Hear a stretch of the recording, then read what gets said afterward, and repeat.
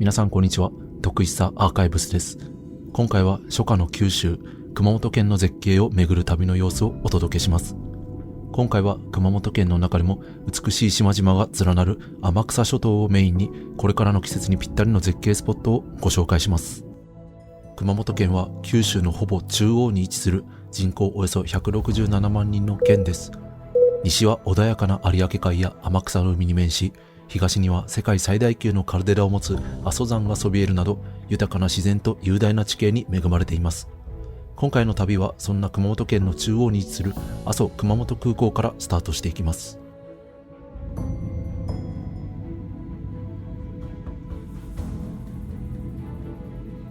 阿蘇熊本空港に到着しました。天候にも恵まれ、熊本らしい澄んだ青空が広がっています。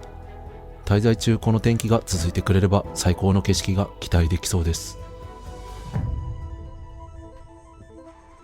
ちなみに自分は熊本県を訪れるのはおよそ8年ぶりで、今回が2回目になります。前回の旅では阿蘇の滞在がメインだったので、天草方面に行くのは今回が初めてになります。天草の旅でどんな景色に出会えるのか、今からとても楽しみです。最初の目的地は空港から西およそ 35km の場所にある長部田海床路です。天草へ向かう道中に寄れる有明海に面した SNS で大人気の絶景スポットです。日本一とも言われる有明海の激しい干満差が生み出したこの土地ならではのユニークな光景が見どころです。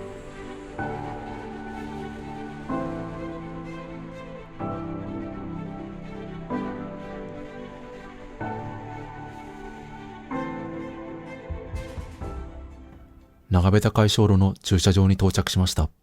ここは本来は海苔養殖などの漁師の方のために作られた現役の作業用道路ですが、見ての通り駐車場はとても広く、物産館も併設されており、今では熊本を代表する観光スポットとして多くの人に認知されていることがわかります。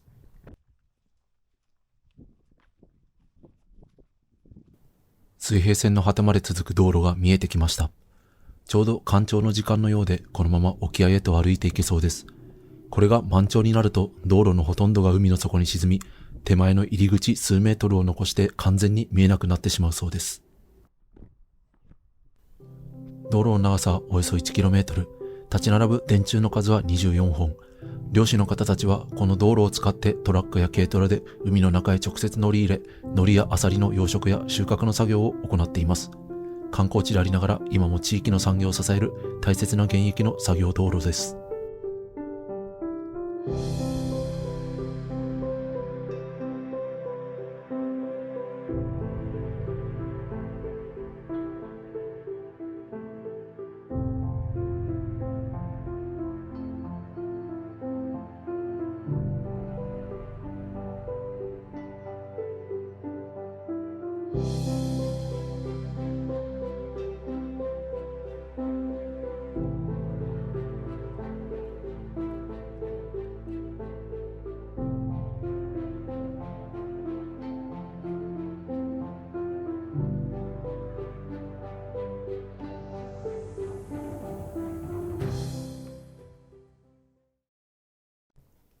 ここを後にする前に物産館のカフェに立ち寄ります。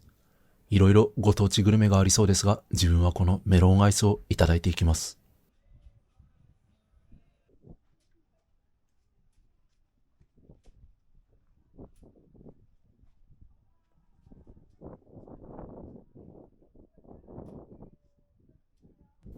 半分に切られたメロンにアイスが乗った欲望の塊のようなスイーツです。メロンの底の色が変わるところまでいただきました。ごちそうさまでした。長部田海床路の近くにもう一つ絶景スポットがあるので、せっかくなのでそちらも立ち寄ってみます。入り口がわかりにくいので看板を見逃さないように注意して向かいます。干潟継承の地という看板が出ています。ここから先は道が狭いので徒歩で向かいます。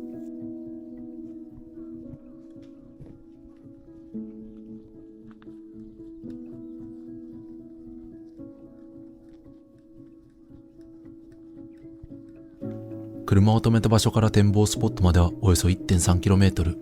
道中に頻繁に看板が出てきてくれるので、道に迷う心配はほとんどありませんが、見ての通り山道なので、それ相応の体力が必要です。展望スポットの近くには大きめの駐車場がありました。ただ、肝心のここまで来る道路が狭いので、利用できる車はかなり限られそうです。展望デッキは現在工事中のようで登れなさそうでした。ですが、目的の景色はその奥からでも見えるので問題ありません。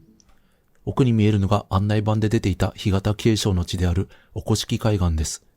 干潮時に現れる干潟では砂の上に三日月型の綺麗な曲線が描かれ、年に数日ある干潮と日没が重なるときには言葉を失うほどの絶景が見られると言います。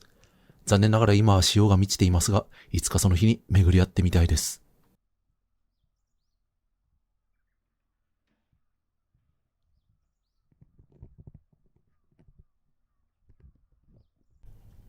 車を走らせて次の目的地へと向かいます。この辺りからいよいよ本格的に天草諸島へと入っていきます。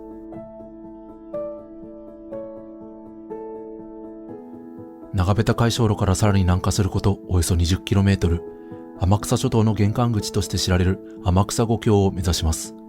天草五橋は天草諸島に連なる島々をつなぐ5つの橋の総称です。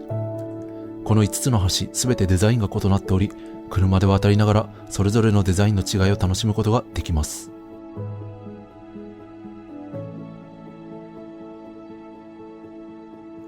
ここからは最初に渡る1号橋である天文橋が見えます。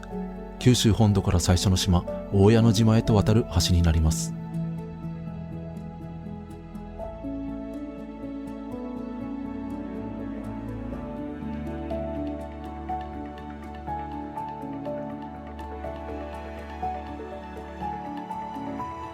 天文橋に向かって出発します。ここからはノンストップで天草五橋を駆け抜けていきます。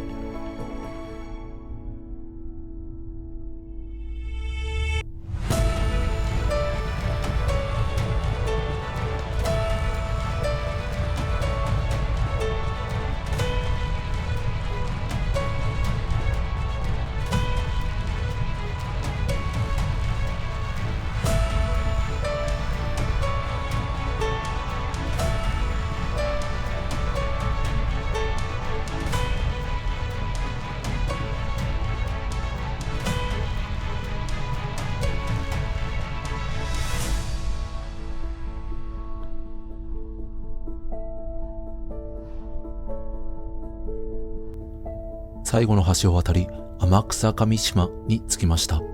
これから今渡ってきた天草五橋を一望できるスポットに立ち寄っていきます。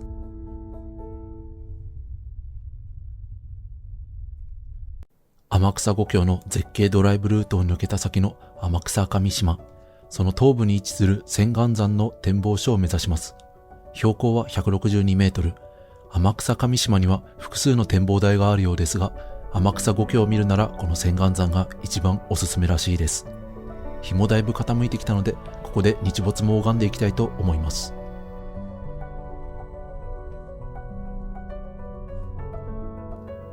今いる駐車場から展望スポットまでは少し歩くようです。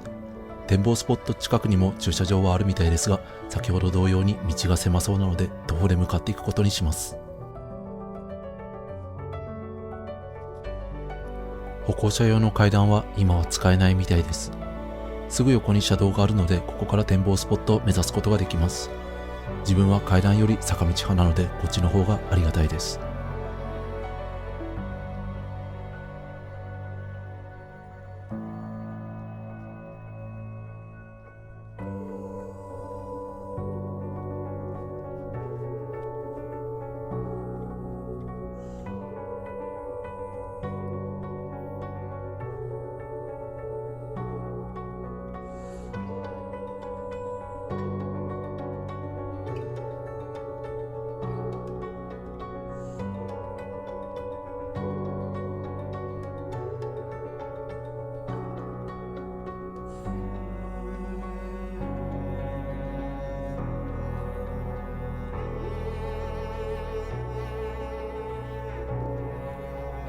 展望台について終わりかと思いきや、その奥に山頂と書かれた看板を見つけてしまいました。すでにここで十分な景色を拝めている気もしますが、せっかくなので頂上にも行ってみたいと思います。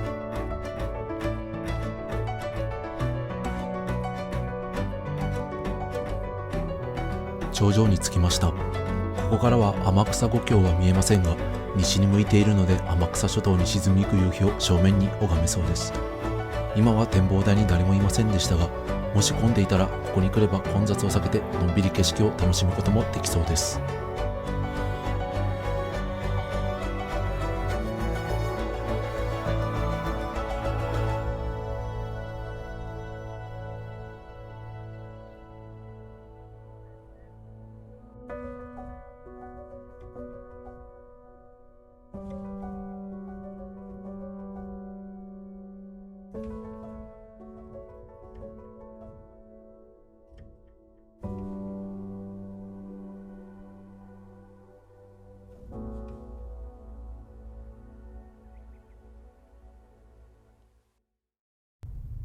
千岩山で無事に沈む太陽を見届け、今日宿泊する宿へと向かっていきます。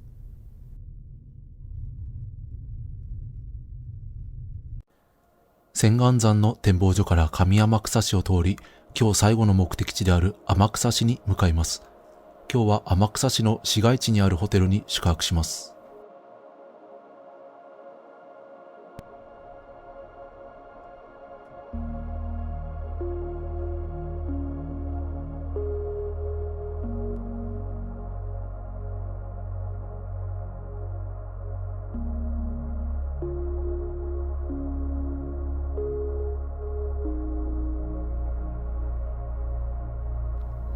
時刻は20時半、ホテルにチェックインしていきます。今日泊まるのは天草サンタカミングホテル。キリシタンとゆかりの深い天草ならではのホテルで、一年中クリスマスをコンセプトにしているユニークな施設です。部屋は新館にあたる離れにあるそうです。新館なだけあってとても清潔感のある綺麗な建物です。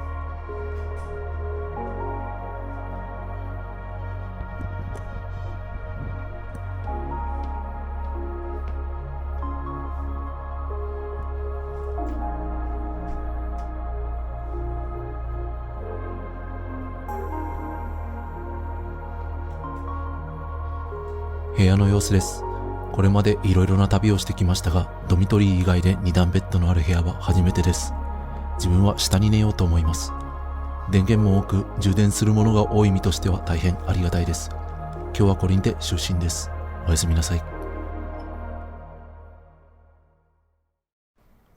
朝になりました。今日も快晴です。ホテルの前に流れているのは一見川のように見えますが、ホンドセドという海峡です。ちなみに川と海峡の違いは真水なのか塩水なのか、また山と海をつないでいるのか海同士をつないでいるのかというところにあるようです。朝食はホテルのバイキングで済ませました。今は5月の中旬ですが、ホテルの館内にはクリスマスツリーが飾られており、インテリアもサンタをモチーフにした赤と白の装飾で彩られています。ラウンジには漫画やマッサージチェアもあるので、時間があればここでのんびりくつろいでいくのも良さそうです。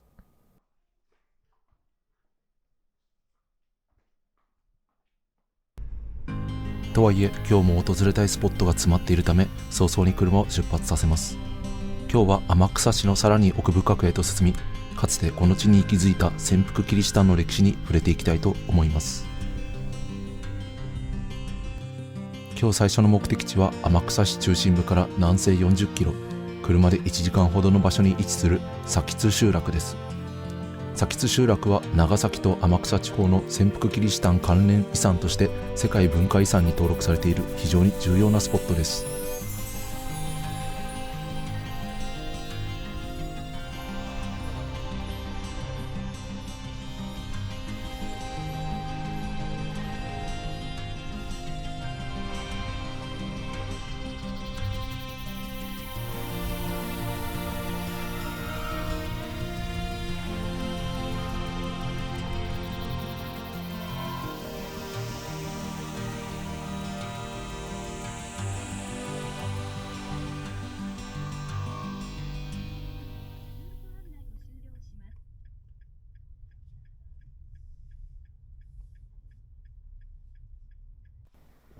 津集落の観光案内所に着きました。ここも観光バスが複数台止まれるほどの広さの駐車場があり、多くの観光客が訪れるスポットであることがわかります。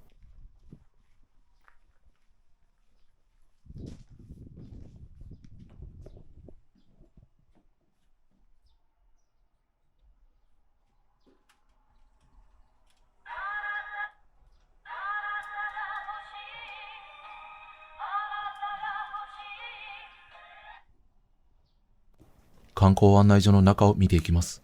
ここでは1日200円で自転車を借りられるそうです。集落内部はそこそこの広さがあり、傾斜も少ないので自転車はかなり有用な移動手段だと思います。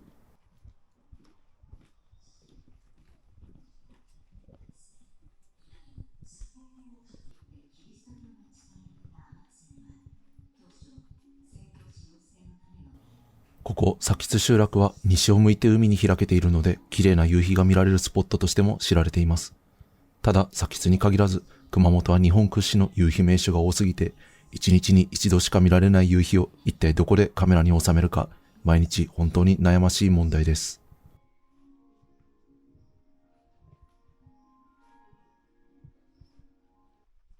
集落の内部を歩いていきます。佐吉集落が世界遺産に登録された理由として、この普通の日本の漁村の中で250年もの間独自の信仰が守られ続けたことが挙げられます。キリスト像の代わりに貝殻を拝むなど生活に溶け込んだ独自の文化がこの集落あちこちに潜んでいたと思うと、この景色の一つ一つがとても深い意味を持って見えてきます。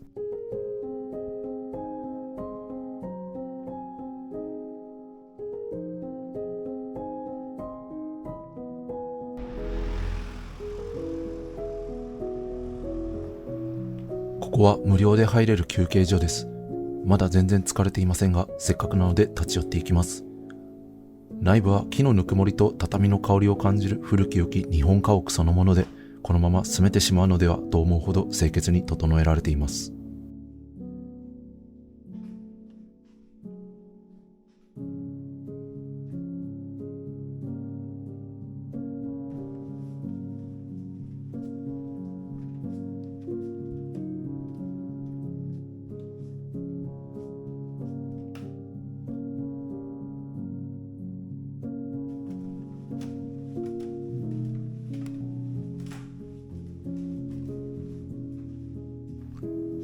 2階の窓からは佐吉集落の目の前に広がる陽角湾を一望できます。陽角湾は複雑に入り組んだ陸地に細長く入り込んでいることから、波が全くない川のような穏やかさを持つのが特徴です。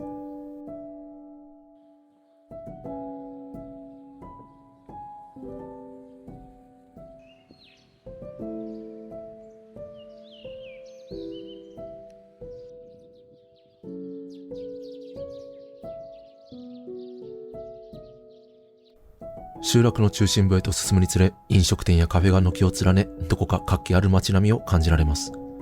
一見すると我々がよく知る日本の原風景のようですが、この先に待つのはこの佐吉集落でしか出会えない極めて珍しい光景です。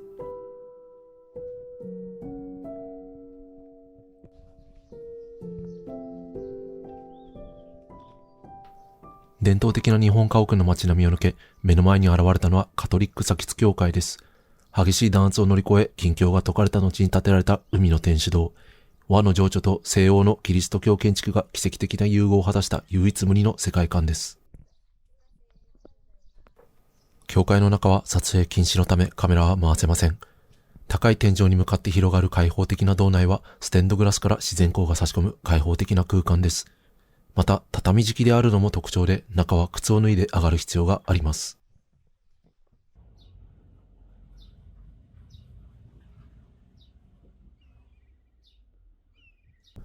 佐吉集落にあるさらなるスポットを巡っていきます。まず一つ目が海上マリア像です。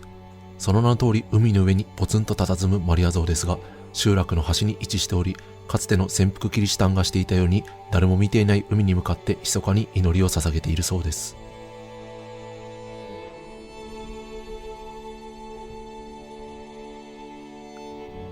港の奥に展望デッキがあります。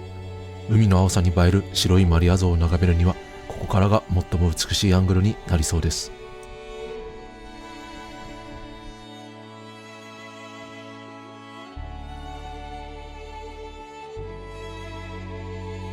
次のスポットは佐吉諏訪神社です。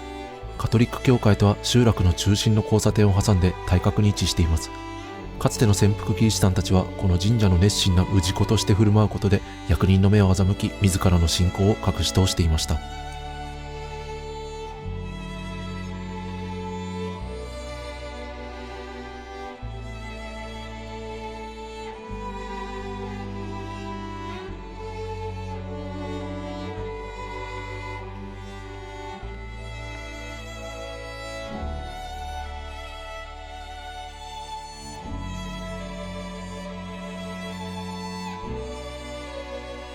神社の奥の階段を登っていきます。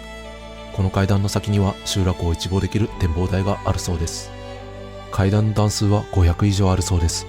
昨日からやたらと山を登っている気がしますが、熊本を旅するというのはこういうことなのかもしれません。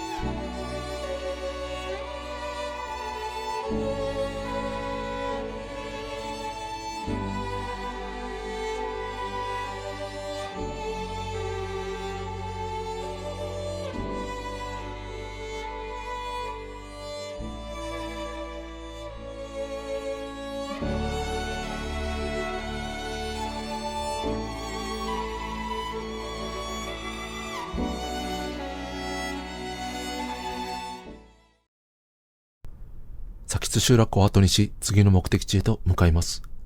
今走っている場所は熊本と鹿児島のちょうど県境がある海峡付近です。右に見える天草諸島の島々はすでに鹿児島に属する島だったりします。佐吉集落から海岸沿いの国道を走ることおよそ1時間。次なる目的地は倉岳神社です。倉岳神社は文字通り天草最高峰の倉岳の8合目付近に社殿を構える神社です。標高およそ600メートルの通称天空の鳥居を見に行きます。倉岳神社へ行くには単車線の細い道しかありません。対向車が来ないことを願ってこの道を走っていきます。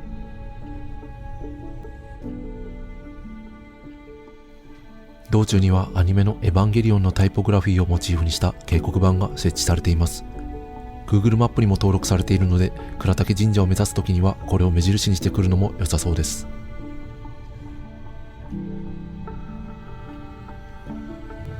ここから距離にしておよそ7キロの長い単車線の旅が始まっていきます。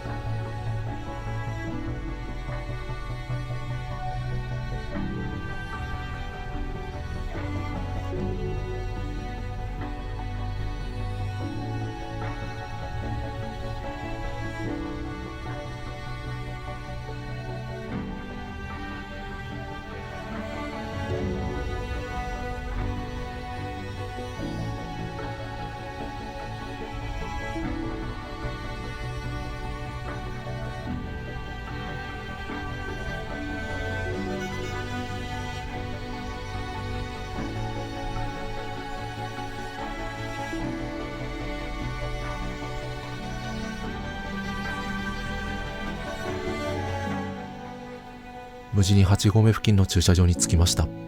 時間にして15分ほど、計5台の対向車とすれ違いました。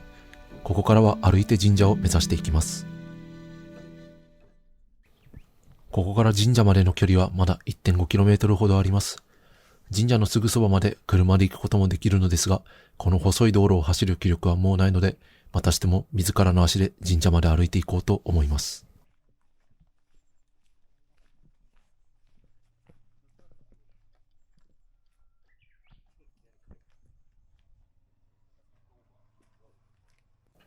倉岳神社にはかつて日照りに苦しむ麓の住人たちが水を担いでこの山を登り雨乞いの儀式を行ったという歴史があります。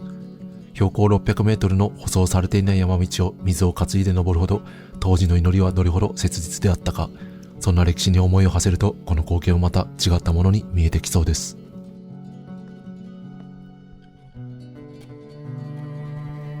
神社の少し手前で道が二手に分かれています。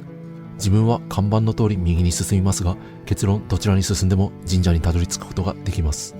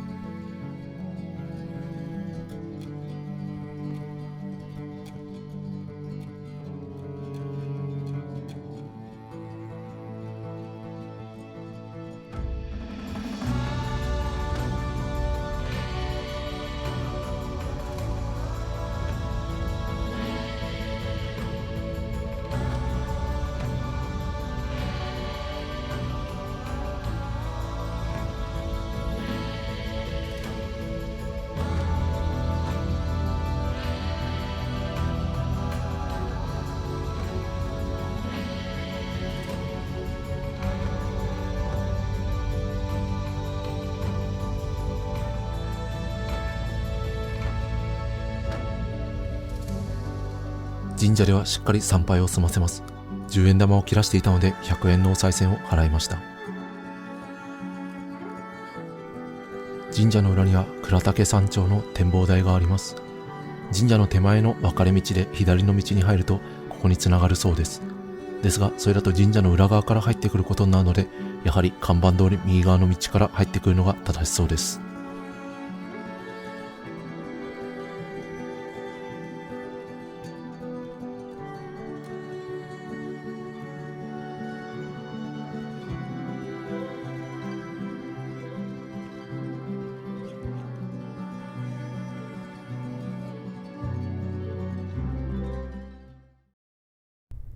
倉岳神社を後にし、無事に麓まで降りてきました。下りの時の方が対向車が多く、10台近くすれ違ったのですが、気持ち的にはかなり楽だった気がします。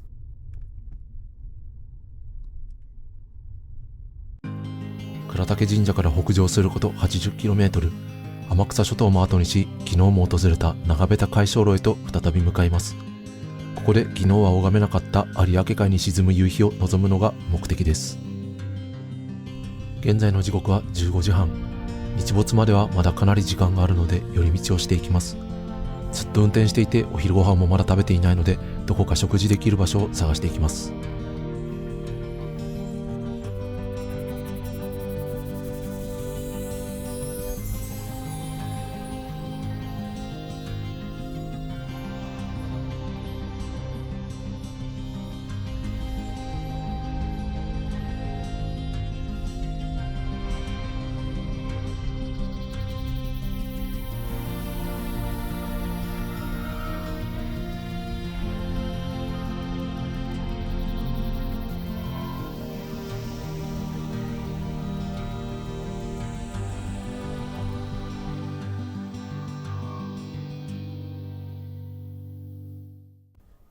天草五橋の4つ目の橋にあたる前島橋の近くにあるリゾラテラス天草に来ました。ここは全席オーシャンビューのカフェや特産品店など様々なショップが入ったリゾート感あふれる複合施設です。お昼時には遅いですが、ここで昼食をとりたいと思います。しかしながら間もなく16時ということで、施設内のほとんどの飲食店はラストオーダーの時間を過ぎてしまっていました。この海沿いのコスタコーヒーのお店がギリギリ営業していたので、こちらに立ち寄らせていただきます。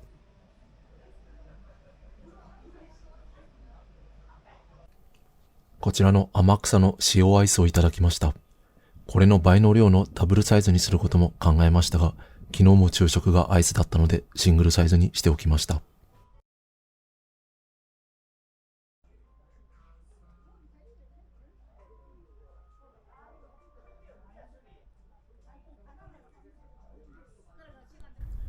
時刻は現在17時半。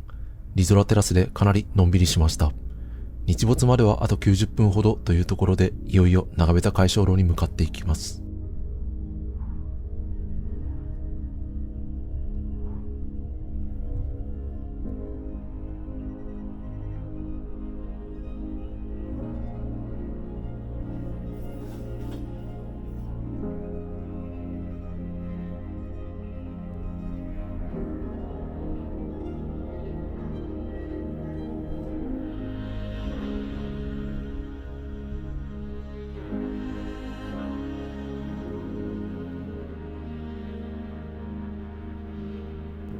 長部高い小路に到着しました。5月中旬の九州ということで日没まではまだ時間がありそうです。ちなみに熊本と東京では日没の時間は40分ほど差があるそうです。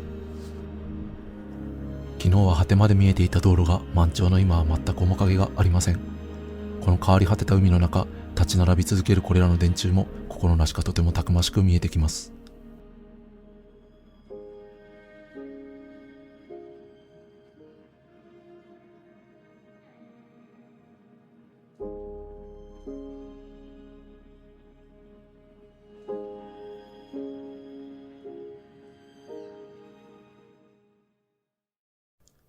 熊本天草を巡る2日間の旅、いかがでしたでしょうか。